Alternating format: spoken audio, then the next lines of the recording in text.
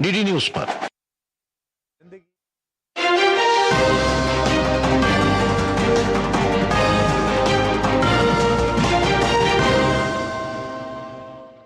नमस्कार, सुप्रभात। आप देख रहे हैं हमारा सांकेतिक समाचार। मैं हूं साइमा खान, मेरे साथ हैं मेरे सहयोगी शरद मुदगल। नजर डाल लेते हैं सबसे पहले हेडलाइंस पर। ब्रिक्स विदेश मंत्रियों की 2 दिवसीय बैठक नई दिल्ली में आज से। विदेश मंत्री डॉक्टर जयशंकर करेंगे अध्यक्षता। पश्चिम एशिया संकट और वैश्विक ऊर्जा आपूर्ति पर चर्चा की संभावना।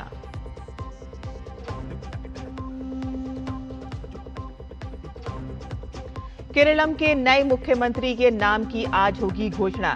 तिरुवनंतपुरम में कांग्रेस विधायक दल की बैठक में होगा नए नेता का चयन।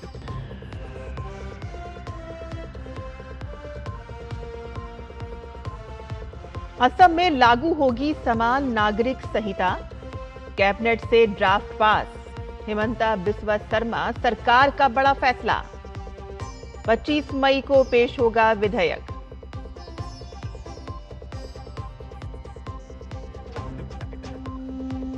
उत्तर प्रदेश में आंधी बारिश और बिजली गिरने की घटना में 40 से अधिक लोगों की मौत। फसलों को भारी नुकसान। सीएम योगी की ओर से प्रभावितों को हर संभव मदद का भरोसा।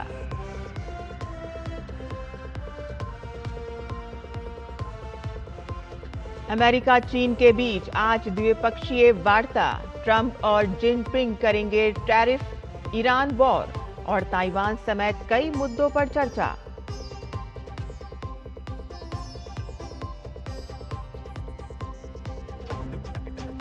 और ज्ञानेश्वरी यादव की सीनियर एशियाई वेट लिफ्टिंग चैंपियनशिप में दोहरी सफलता।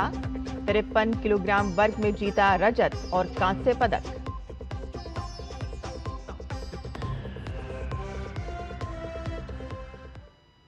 और अब समाचार विस्तार से।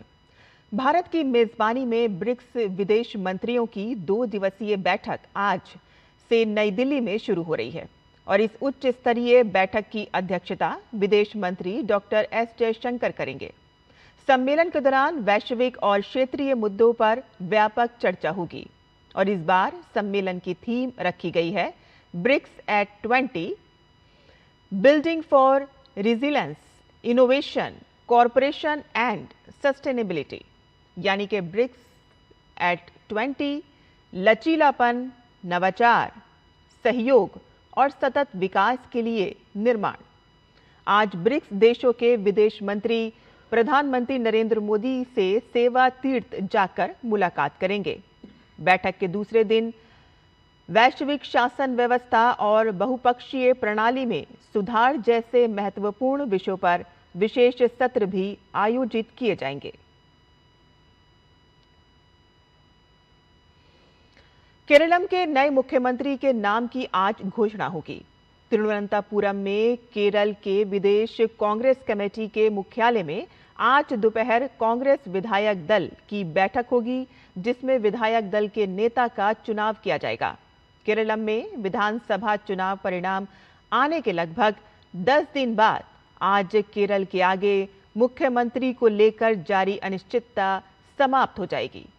मुख्यमंत्री पद की रेस में कांग्रेस महासचिव संगठन केसी वेणुगोपाल शुरू से ही सबसे आगे बताए जा रहे हैं, जबकि वीडी सतीशन उनके रास्ते में बड़ी चुनौती बने हुए हैं।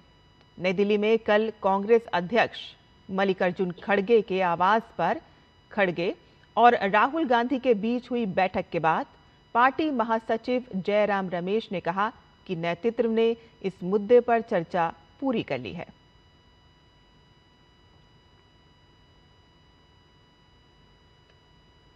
असम मंत्रिमंडल ने कल महत्वपूर्ण निर्णय लेते हुए समान नागरिक संहिता यूसीसी असम 2026 विधेयक के मसौदे को मंजूरी दी। मुख्यमंत्री डॉक्टर हिमंत बिस्वा शर्मा की अध्यक्षता में हुई मंत्रिमंडल की बैठक में यह निर्णय लिया गया।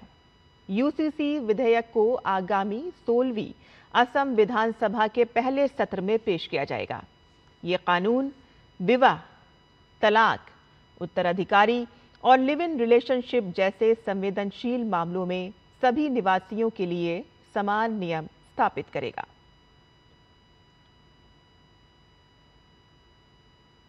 पश्चिम बंगाल में भाजपा सरकार ने पशु बलि पर रोक लगाने की दिशा में बड़ा कदम उठाया है।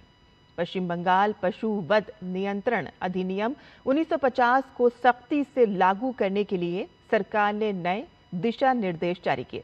मुख्यमंत्री शुवेंदु अधिकारी ने पशु बलि के लिए सरकारी प्रमाण पत्र अनिवार्य कर दिया है।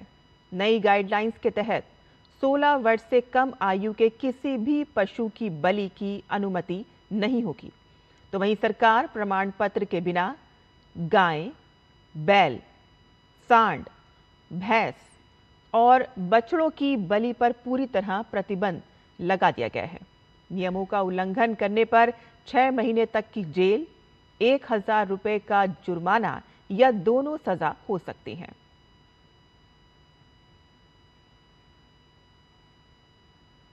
पश्चिम बंगाल के तिलजाला में चमड़ा फैक्ट्री में आग लगने की घटना के बाद नगर एवं शहरी विकास मंत्री अग्निमित्रा पॉल ने घटनास्थल का दौरा किया। उन्होंने कहा कि अवैध रूप से बने भवनों और फायर सेफ्टी समेत जरूरी दस्तावेजों के बिना चल रहे प्रतिष्ठानों के खिलाफ सरकार सख्त कार्रवाई करेगी। घटना के बाद बंगाल सरकार ने बड़ा कदम उठाते हुए बुलडोजर कार्रवाई शुरू की। उत्तर प्रदेश में आंधी, बारिश और बिजली गिरने की घटनाओं ने भारी तबाही मचाई है। पिछले 24 घंटों में राज्य के अलग अलग जिलों में 43 लोगों की मौत हो गई है, जबकि कई लोग घायल हुए हैं। सबसे ज्यादा 15 मौतें भदोई जिले में दर्ज की गई हैं और इसके अलावा मिर्जापुर में 10, फतेहपुर में 9, बदायूं में 5, बरेली में 4 लोगों की जाने गई हैं। अधिकांश मौतें बिजली गिरने, दीवार ढहने और तेज आंधी के दौरान पेड़ गिरने की घटनाओं में हुई हैं। मुख्यमंत्री योगी आदित्यनाथ ने घटनाओं का संज्ञान लेते हुए वरिष्ठ अधिकारियों के साथ बैठक की और प्रभावित परिवारों को हर संभव सहायता देने के निर्देश दिए।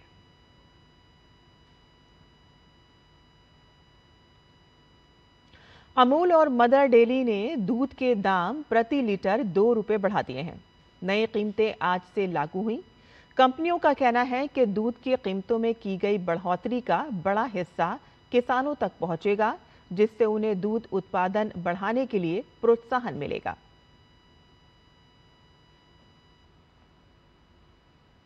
अमेरिका के राष्ट्रपति डोनाल्ड ट्रंप और चीन के राष्ट्रपति शी जिनपिंग के बीच अहम शिखर वार्ता होगी।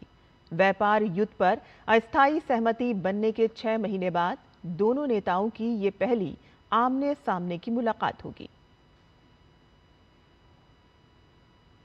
इजराइल के प्रधानमंत्री कार्यालय ने दावा किया है कि प्रधानमंत्री बेंजामिन नेतन्याहू ने ईरान के खिलाफ जारी सैन्य अभियान के बीच संयुक्त अरब अमीरात का गुप्त दौरा किया और संयुक्त अरब अमीरात के राष्ट्रपति मोहम्मद बिन जायद अल नहयान से मुलाकात की थी। इजरायली पीएमओ ने इसे दोनों देशों के संबंधों में ऐतिहासिक प्रगति बताई है। हालांकि यूएई ने विदेश मंत्रालय ने इन खबरों को खारिज करते हुए कहा कि ऐसी किसी भी गुप्त यात्रा या सैन्य प्रतिनिधिमंडल के स्वागत का दावा पूरी तरह निराधार है। दुनिया भर में बढ़ती हीट वेव अब केवल गर्मी तक सीमित नहीं रह गई है, बल्कि ये कई अन्य खतरों को भी गंभीर रूप से बढ़ा रही है। विशेषज्ञों के अनुसार हीट वेव के चलते जंगलों में आग लगने की घटनाएं, सूखा जल संकट, बीमारियों का खतरा, बिजली ग्रिड पर बढ़ता दबाव और वायु गुणवत्ता में गिरावट जैसी समस्याएं तेजी से बढ़ रही हैं। एशियन वेट लिफ्टिंग चैंपियनशिप में भारत की ज्ञानेश्वरी यादव ने शानदार प्रदर्शन करते हुए 2 पदक अपने नाम किए हैं। ज्ञानेश्वरी ने 53 किलो भार वर्ग में स्नैच में रजत पदक जीता, तो वहीं कुल 194 किलोग्राम वजन उठाकर ओवरऑल में कांस्य पदक जीतने में कामयाबी पाई।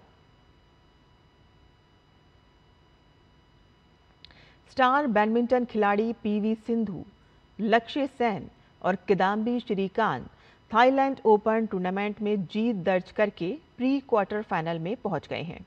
महिला सिंगल्स में पीवी सिंधु ने चीनी ताइपे की तुंग सियो टोंग को सीधे सेट में 21-9, 21-12 से हराया।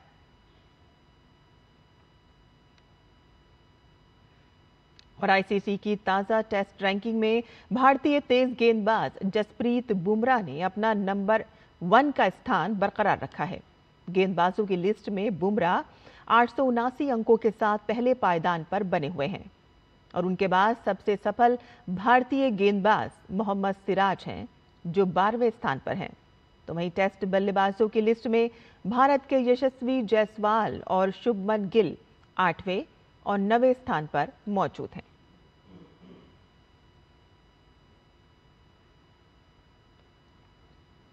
और इसी के साथ ही हमारा ये सांकेतिक समाचार यहीं खत्म होता है। मुझे और मेरे सहयोगी शरद मुदगल को अनुमति दें। आप देखते रहिए डीडी न्यूज़। नमस्कार।